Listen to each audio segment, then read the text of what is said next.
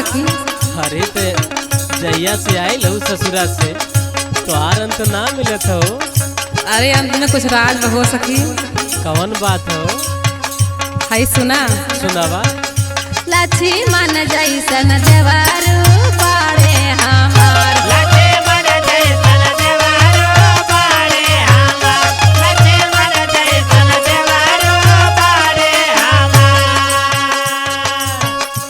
अरे बाड़े हमार सखी बाड़े हमार, लक्ष्मण जैसन देवरू बाड़े हमार। लक्ष्मण जैसन देवरू बाड़े हमार, लक्ष्मण जैसन देवरू बाड़े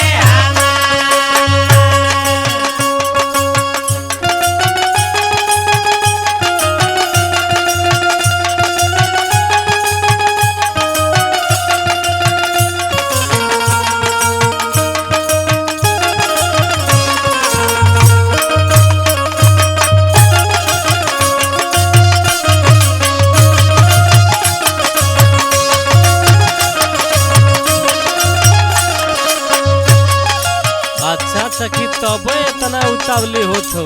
हाँ हो सखी। जानत हो सखी। का हो? अरे बहुत हमका माने ले हो। अच्छा हाय सुना। सुनावा।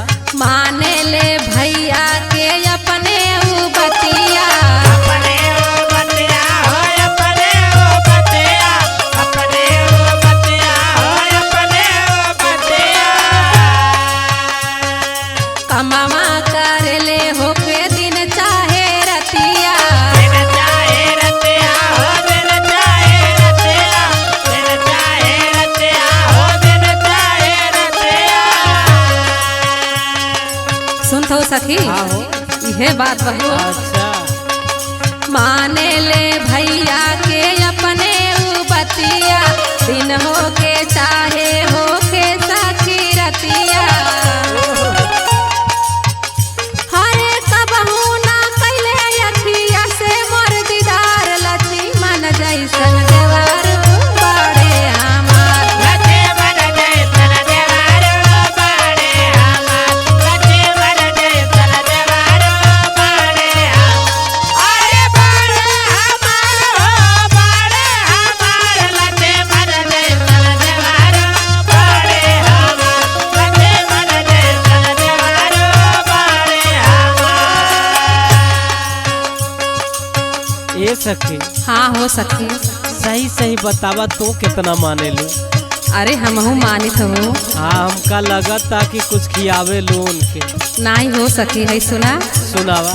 करे ले हमरे बालम के सेवादारी, बालम के सेवादारी, बालम के सेवादारी, बालम के सेवादारी, बालम के सेवादारी।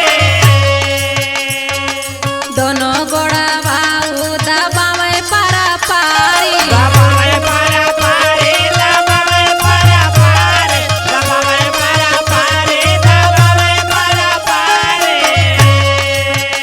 जानू सखी। का हो? हाय भाई भाई बहुत प्यार बहु। अच्छा हाँ हाय सुना। सुनावा। करे ले हमरे बालम के सेवादारी, दोनों